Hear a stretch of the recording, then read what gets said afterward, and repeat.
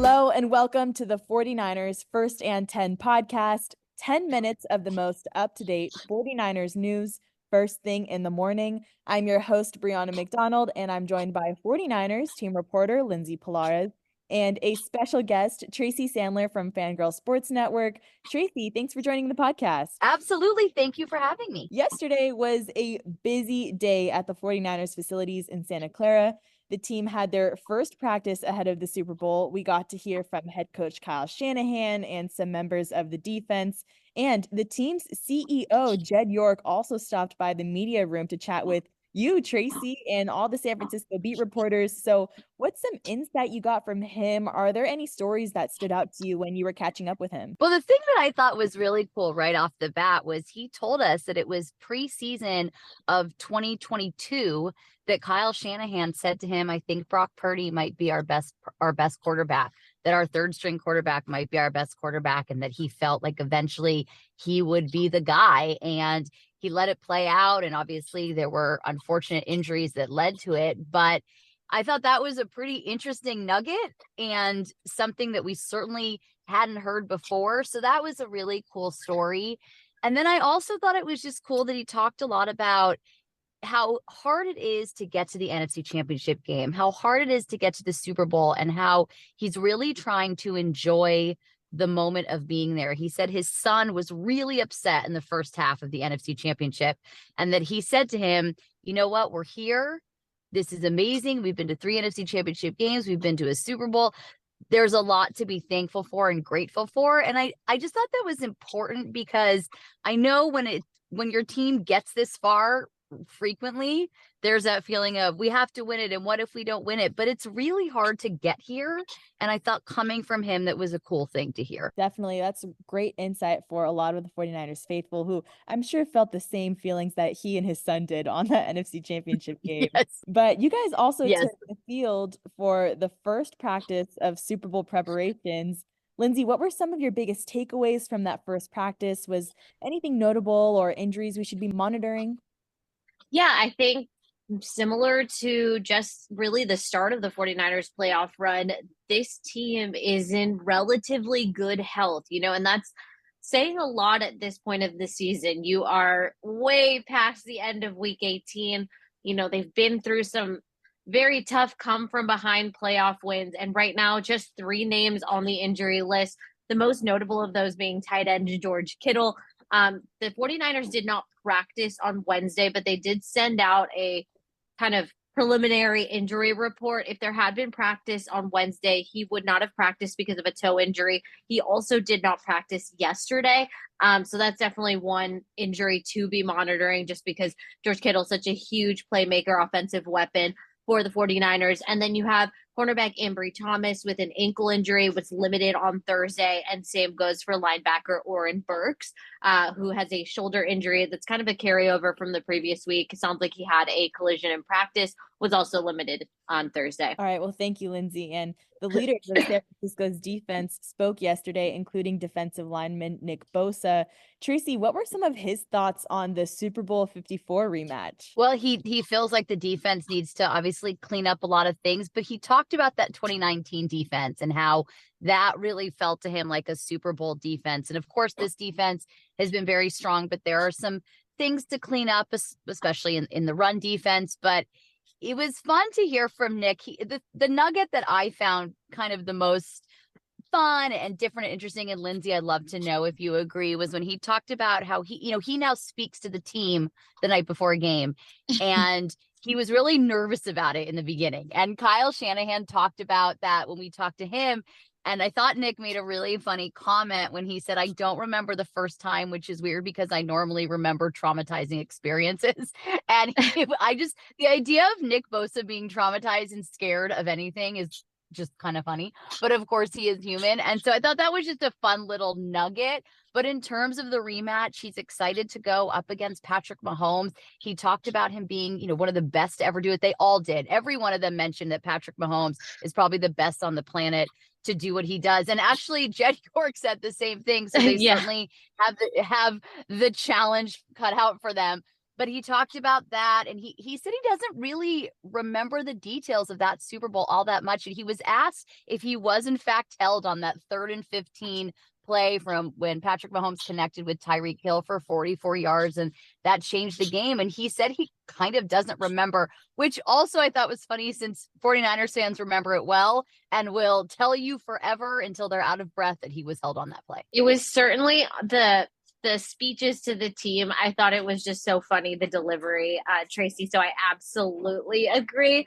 I just love the juxtaposition of Nick Bosa being this fierce, competitive person on the field, really doesn't shy away from anything, and is, picking up sacks left and right, and then being suddenly nervous to speak in front of his best friends, his teammates of so many years. I think that's certainly just a nice thing to know about Nick Bosa, but he did say he's gotten a lot more comfortable throughout the years. So I did like hearing that as well. Yes, definitely, because he's been doing it a while now. And Kyle said, I loved what Kyle said. He said, Nick is a man of few words. So when he says them, you listen and they mean something. And I loved that. Definitely. He has a way with words for sure, as we see in his mic'd up videos. So I'm really curious to hear what those pregame speeches are like. But we also got to hear from linebacker Fred Warner. And what's cool about hearing from those two players yesterday is that they've been here since 2019. So Lindsay, what's some of the advice, the Super Bowl advice that Fred gave to some of his teammates and the younger guys on the squad? Yeah, so it actually echoes exactly what Nick Bosa said as well. And they both kind of opened up on this note, is that when you get to the Super Bowl so early in your career, and for Fred Warner, it would have been his second season. For Nick Bosa, it was his rookie year. It's not that you take it for granted, but it just sets up a really high standard. You start thinking that getting to the Super Bowl multiple times in your career is just a thing that happens when you're in the league. And that's absolutely not the case. And, really the last 5 seasons for the 49ers have been proof of that. It is so hard, like Tracy said earlier, to get to an NFC championship. It's even harder to make it to the final game of the season, because 30 other teams are wishing they are in the position that the 49ers and the Chiefs are right now. And also, their big advice to the rookies, the younger players, anybody that hasn't been on this stage before, it's that the body of work that you did up to this point, none of it matters if you don't go 150% during those 3 hours of the Super Bowl game. Nick Bosa said it, Fred Warner said it, you have to give your full effort for all 4 quarters of that game, because as we've seen in, the very last 49ers Super Bowl, things can flip very quickly, especially in that fourth quarter against the Chiefs in 2019. That was when they saw that Super Bowl slip away from them, and that's not something they want to repeat again. You also see how quickly things can move in a positive direction if you just look to that NFC Championship game last weekend against the Detroit Lions. The 49ers were able to destroy a deficit in that third quarter so rapidly. So things can change very quickly in a game. And that was kind of the point I feel like they stressed the most, that you have to take advantage of those 3 hours that are in front of you, because they're the only ones that really count. They both said you got to play all 60 minutes. And I just thought that was an interesting statement, because like you said, Lindsay, things can change so quickly. And the 3rd and 15 I mentioned earlier was with like 7.5 minutes left in the game, and the Chiefs were down 20-10. And I think that was a tremendous learning experience for those guys they were 7 minutes away from a parade and from being Super Bowl champions, and then they weren't. And so playing all 60 minutes, and I thought it was interesting that they both used that terminology exactly. So that clearly had an effect on them and should benefit them next week. Yeah, well, speaking of veteran defensive players who come from that Super Bowl 54 rematch, cornerback Charvarius Ward has now played on both sides. He beat the Niners in Super Bowl 54 with the Kansas City Chiefs. Now he's spent a couple years with the Niners in San Francisco. So Tracy, what kind of experience do you think he brings to the team from a different perspective? Well, he was on the defense that played all 60 minutes. So I think, and not that the 49ers did it, but I think it is just a different perspective. And I think it's good to have that leadership, especially in the secondary, where you still have a pretty relatively young secondary. Obviously, Deshaun Gibson is quite a veteran, and Deommodore Lenoir has is now in his third year in the league, but it's still a relatively young secondary all around. And so we think having that kind of leadership, especially when the secondary is going to be facing Patrick Mahomes, and having someone who really understands what it takes to go all the way to win the game, and at the end of the day, it's the Super Bowl. You have the two best teams, you have all of the best players, and one team is going to do something that makes the difference. But I think Charvarius Ward, having been there on both sides, he's been in a conference championship every year of his career. So it's just tremendous leadership and experience that he can share that. And also to not get distracted by all the outside noise. The Super Bowl is a lot. There's a lot of extra stuff that comes with it and that goes around it. But the goal is to win it. And to Lindsay's point earlier, playing all 3 hours, taking advantage of that time. So I think having someone who's just been through all of it on both sides is invaluable to the team. Definitely. Well, this week has been all about game planning for head coach Kyle Shanahan. So Lindsay, what kind of scouting report did Kyle give on the Chiefs yesterday? I think it's just echoing really what he has said since this Super Bowl rematch was set. Tracy mentioned it earlier in the podcast. He has talked about at length just the tremendous talent that is Patrick Mahomes. And again, also stressing that need to play all 3 hours of that Super Bowl game at high capacity, high effort.